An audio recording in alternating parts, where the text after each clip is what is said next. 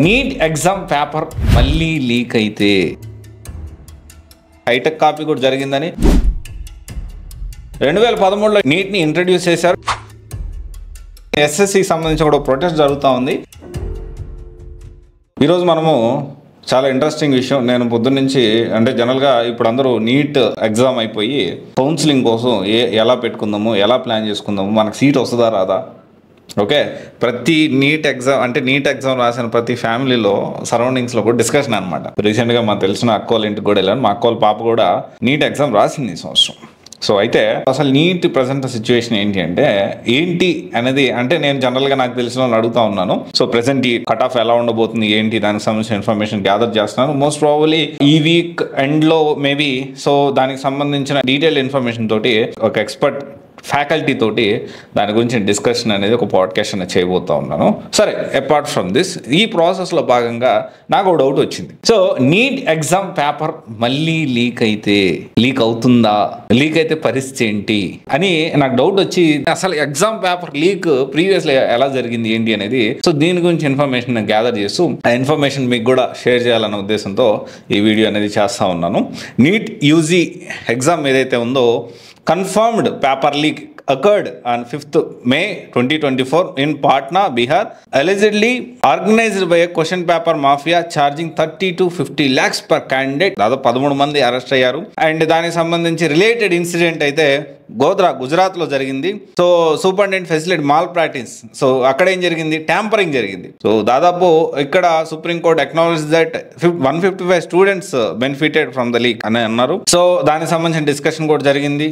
ఆ తర్వాత ఎక్కడెక్కడ ఒకసారి ఒడిస్సా అని ఒకసారి ఇంకో చోట 2 రకాలుగా ప్రాక్టీసెస్. ఒకటి ఏంటంటే హైటెక్ కాపీ కూడా జరిగిందని. సో దానికి సంబంధించి కూడా హైటెక్ కాపీ మన మున్నాబాయి లేకపోతే ఈ బ్లూటూత్ సహాయంతో ఎగ్జామ్ రాశారని కూడా ఒక దానికి సంబంధించిన ఒక ఇన్ఫర్మేషన్. సో ఇది సోర్సెస్ అన్ని కూడా మనకి ఇంటర్నెట్ లో ఆన్లైన్ లో అవైలబిలిటీలో ఉన్నాయి. చాలా న్యూస్ పేపర్లో అన్నిట్లో చూసాం. సో అయితే ఈ ఎగ్జాక్ట్ మనం చూసుకుంటే ఎస్పెషల్లీ లాస్ట్ బిఫోర్ ఏదైతే సంజయ్ సింగ్ ఎవరైతే ఉన్నారో దీనికి సంబంధించి చూసుకుంటే అతను ఇట్లాంటి బీహార్ స్టేట్ ఎగ్జామ్ సంబంధించి బీహార్ పబ్లిక్ స్టేట్ ఎగ్జామ్స్ నుంచి వాళ్ళ కొడుకేమో టీచర్ ఎగ్జామ్స్ కి సంజీవ్ కానిస్టేబుల్ ఎగ్జామ్ కి పేపర్ లీక్ చేశారు. అండ్ దీంతో పాటు డాన్ రంజిత్ ఎర్లీ 2000s లో చాలా ఎగ్జామ్స్ క్యాట్ ఎగ్జామ్స్ లీక్ చేశాడు.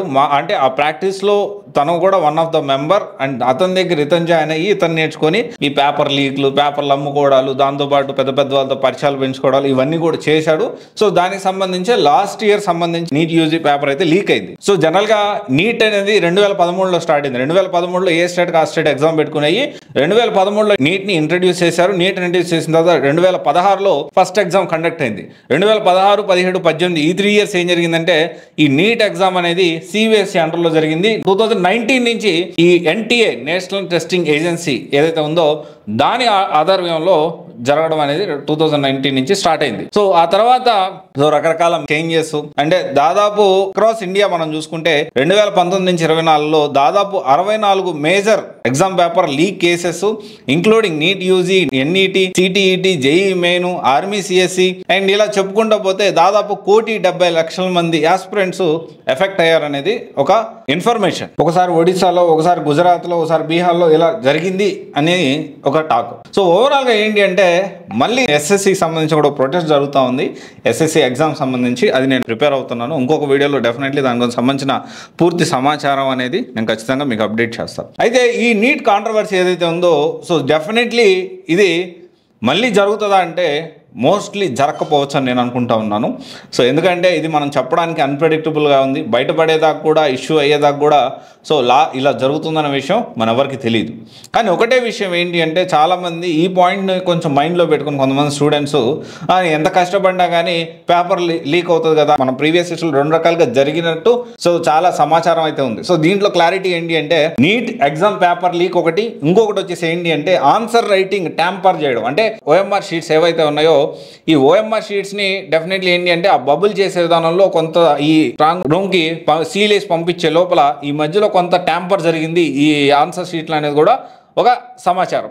అయితే ఓవరాల్గా ఈ 2 రకాలు జరుగుతుంది. చాలామంది స్టూడెంట్స్ సో అంటే నీట్ ఎగ్జామ్ ఎలా రాసినా ఎంత చేసినా కానీ సీట్లు అమ్ముకుంటారు కదా, లేకపోతే సీట్లు ఇదంతా మాల్ ప్రాక్టీస్ జరుగుతుంది కదా, సో ఇంకా నేను కష్టపడడం ఎందుకు, నేను చదవడం ఎందుకు, ఇలా కూడా కొంతమంది ఆలోచిస్తూ ఉంటారు. ఒకవేళ ఫర్ సపోజ్ అనుకుందాం, జరిగింది అనుకుందాం, జరగకపోవచ్చు, సాధ్యమైనంత వరకు సో దాన్ని కట్టుదిట్టం చేస్తున్నారు, జరగకపోవచ్చు. ఒకవేళ జరిగింది అనుకో ఎంతమందికి జరుగుతుంది? ఒక 30 సీట్లకో 40 సీట్లకో జరుగుతుంది. What about remaining seats? అంటే మనం ఆలోచన చేయాలి. అనవసరంగా ఈ నీట్ ఎగ్జామ్ అంటే చాలామంది డిస్ట్రాక్ట్ అవుతూ ఉన్నారు.